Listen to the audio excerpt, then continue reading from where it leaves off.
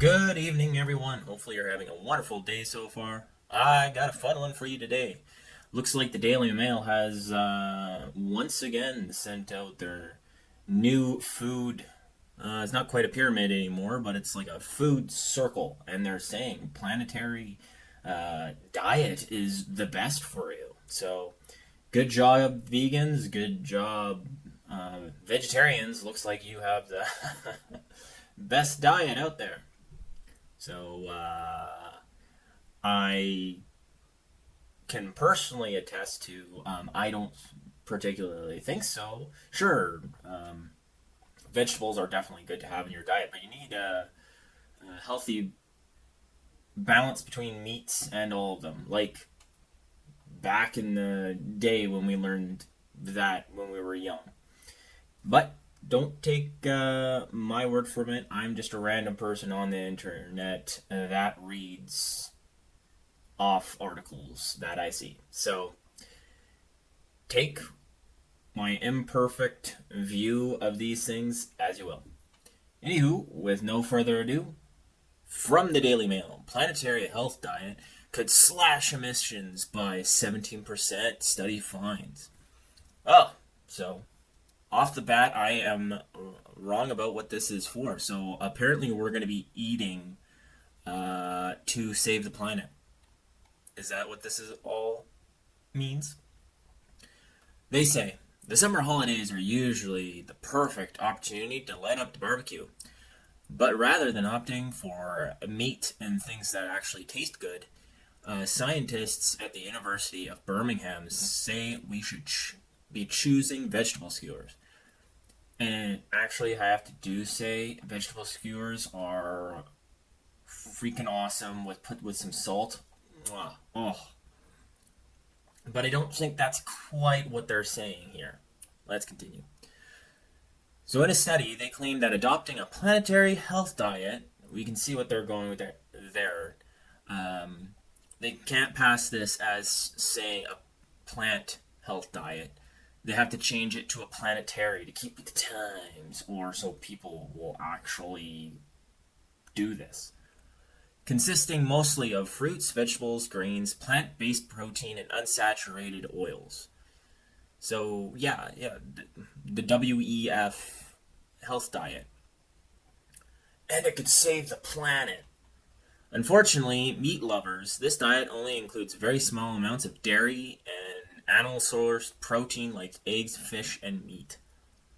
Let's see what if everyone in the world adopted the planetary health diet, food-related greenhouse gas emissions could fall by 17%, researchers estimate. It doesn't say which researchers or who provided money to these researchers, and it says it could fall by 17%.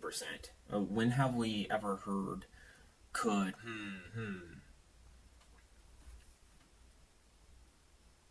Could, should, would, it's all the same. So let's see what they got here. All right, they say fruits we should have 200 grams. Holy moly, that is a lot of fruit. Is this every day? Okay.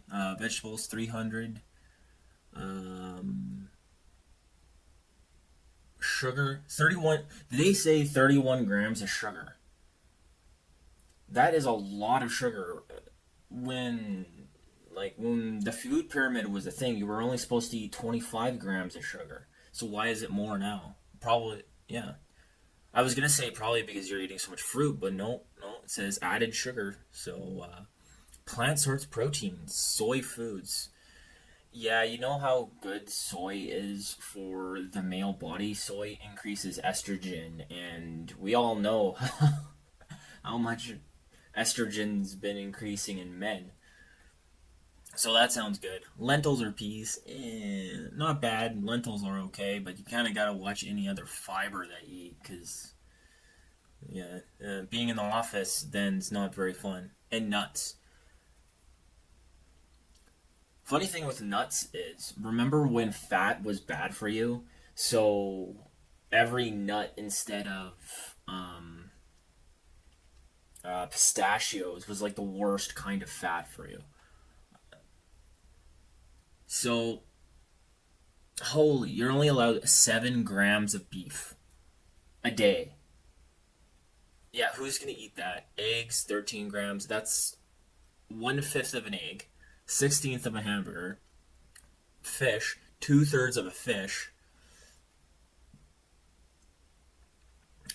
Pork, quarter of a bacon. Poultry, 1.5 chicken nuggets. So pretty much no meat from an animal. Let's just say that. Pretty much no meat from an animal. And I love how they make this so it looks like it's a larger slice of the pie, but when you actually read it, it is so small.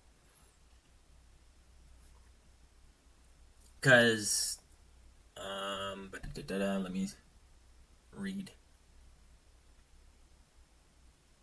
Because this must have to be either or, not the whole thing. Because for carbohydrates, you're not going to have 232 grams of whole grains. Oh, yeah. Oh, I guess. No, 60 grams of rice, 80 grams. So,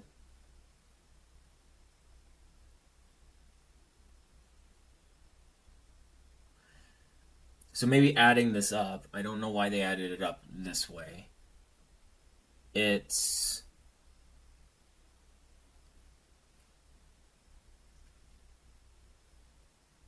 100, like, sorry, I'm just doing quick, like 80 grams, maybe 28, 29. That's 57, uh, 68, 70, 81, 86 grams. That's still incredibly small, especially for how good meat is for you. And they're just pumping you full of plant source protein. It says here, unlike veganism or vegetarianism, a planetary health diet greatly reduces the meat intake rather than eliminating it entirely. Well, you might as well be eliminating it entirely if you're reducing it to like 80 grams.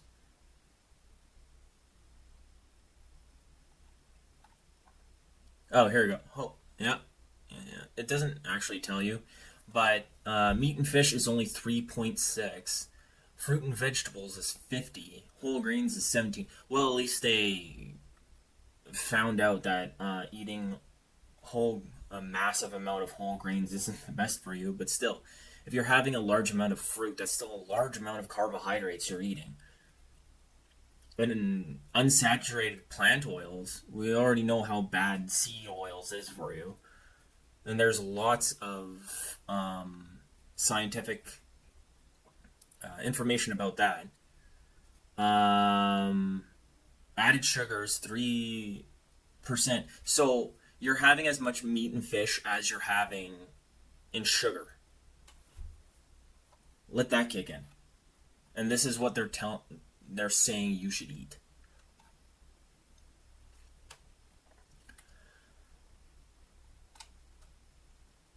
So the current global annual dietary emissions would fall by 17%. Like I like how they say would, might, with worldwide adoption of planetary health diet, the researchers say in their paper. This would be primarily attributed to shifts from red meat to legumes and nuts as major protein sources. You know, they don't even talk about how we're going to grow this much food and how much land this is going to take to grow all these legumes, nuts, and protein sources. And these protein sources don't particularly taste good. But I got a video for you guys coming up pretty soon about that. But we should just eat it to save the planet. They also don't talk about pesticides to keep pests off. And we already have to fly over our existing crops about 4 times just to keep the pests off that's there. And that can't be good for your stomach biome.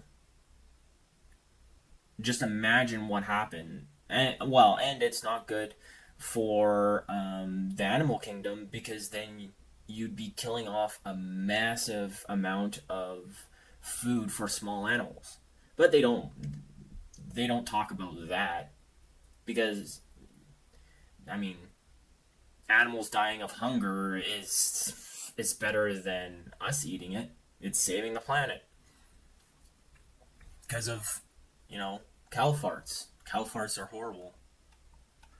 According to the findings, 56.9% of global population is currently over-consuming, meaning they're eating too much meat and dairy.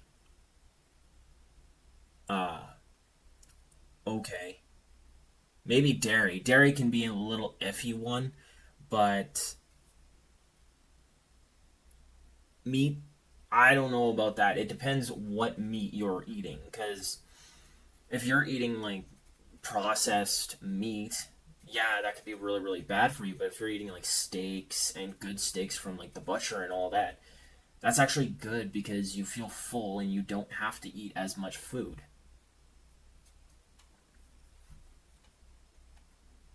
Like I said, don't take my word for it. I'm just some random dude who talks on the internet.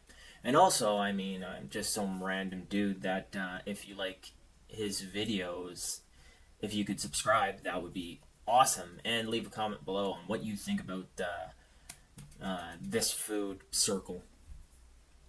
They say, overall, China contributing to 13.5% of emissions, and India 8.9% are the largest contributors to global dietary emissions because they're the world's most populous countries.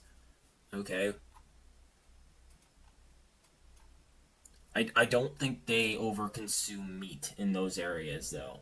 I don't know about India, but I'm pretty sure in China they don't have very many cows. Or they don't really eat that much beef. Anywho, scientists have long been vocal about a huge carbon footprint of humanity's love for meat, fish, dairy, and especially beef. Animal agriculture contributes to global warming because of methane, nitrous oxide, and carbon emissions of livestock and their supply chains. Oh my gosh. Cow farts. They don't talk about the methane, well, not the methane, the carbon that comes out of the tractors that you're going to need for the fields, like the expanse of fields that you're going to have for all these excess legumes and vegetable, vegetables. They're not saying anything about um, the carbon that's going to be created from the factories that are going to be making your mutated, taste like meat food out of these plants, because nobody's going to be wanting to eat a diet like this unless they're poverty stricken. But to be completely honest, I think cattle is a better way to go because it's a more natural way of farming, right? You grow the crop, and then once you cut it down, you bring the cows in to eat the rest of the grass and eat the rest, and then they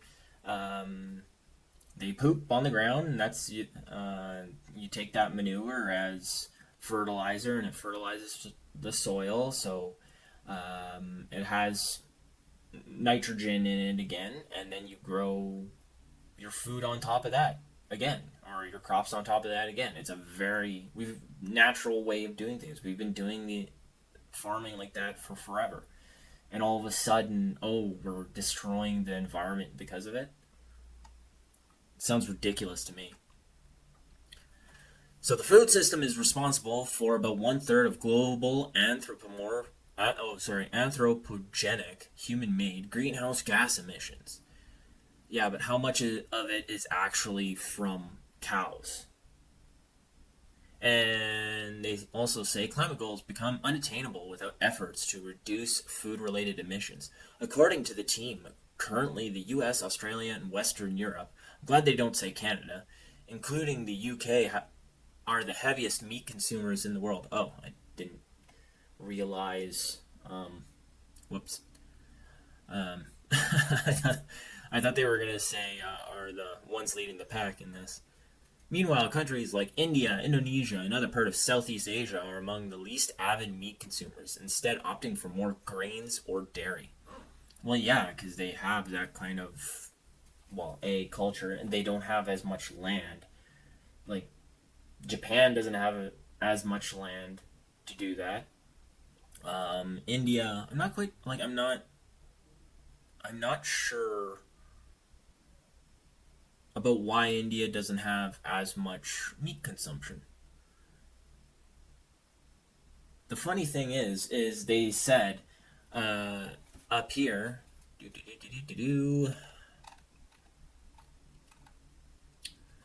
that India, 8.9%, are the largest contributors to global dietary emissions, but also down here, they say countries such as India are the least avid meat consumers, and they have more grains or dairy. So apparently, not eating meat in India isn't helping with their dietary dietary carbon emissions. So they just blew up their whole thing there, which is hilarious.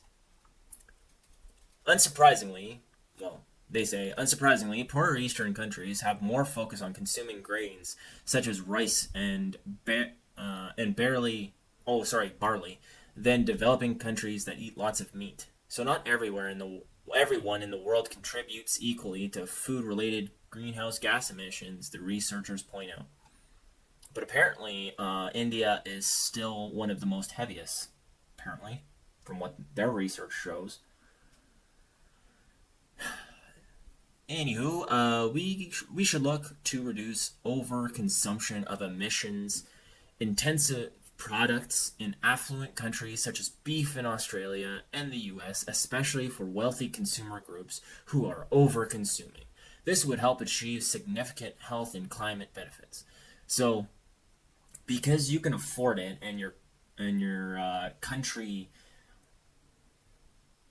has a lot of cows and a lot of cattle, like the US has massive amounts of cattle, you shouldn't be eating that. That's like telling Japan not to eat rice, or Japan or China not to eat rice. They have a lot of it there. And meat is awesome, and it's extremely healthy for you. As long as it's not, like, got a lot of preservatives, or if it's as long as it's not green fed.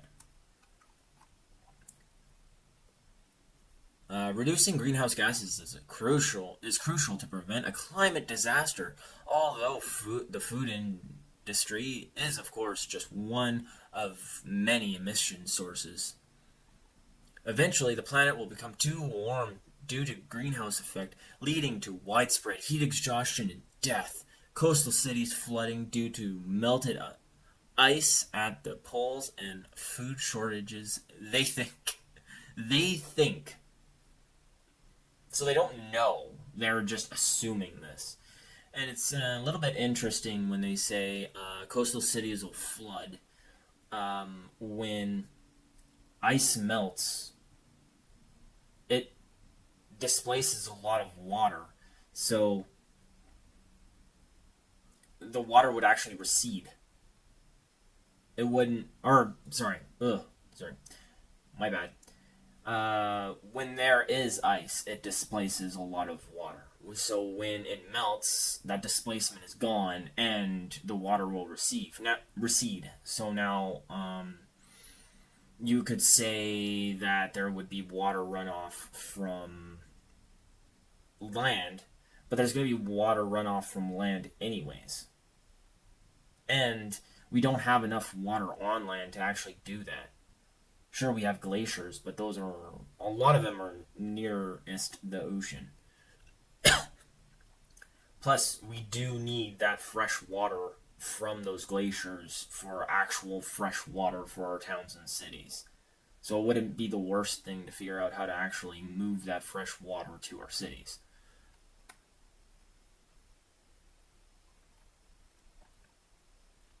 And I don't think not eating cattle and cutting that out and just eating plants, like I said, will do anything, because you're just replacing one carbon emission source with another carbon emission source. So, I think what they're saying here is stupid. Uh, Cutting emissions could cause food production to fall by a quarter, as experts admit there's a strong trade off. Food production could fall by 25% in England under the most ambitious plans to reduce carbon emissions, a government study has concluded. Experts at conservation body Natural England, who looked at 9 scenarios to change land use, found that it was not possible to deliver a strong reduction in greenhouse gas emissions without reducing the food supply. Their report said, at the UK scale, there's a strong trade-off between emission reduction and food production. It added, under the most ambitious climate change mitigation scenario, food production is expected to decline up to 25%. And guess what happens when that happens? So they're saying all of eating cattle and everything, it's we shouldn't do it because it's going to cause widespread heat exhaustion and death, coastal cities flooding, and due to ice poles and food shortages. Well, if you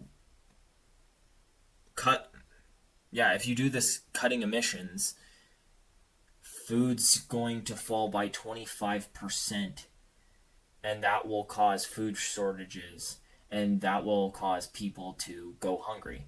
Especially when people are eating plants, they need to eat more plants than just when they're eating meat for the same amount of nutrition. But, I mean, people starving is fine, right? I mean, these scientists don't really care about humanity as long as we're saving the world, in my view.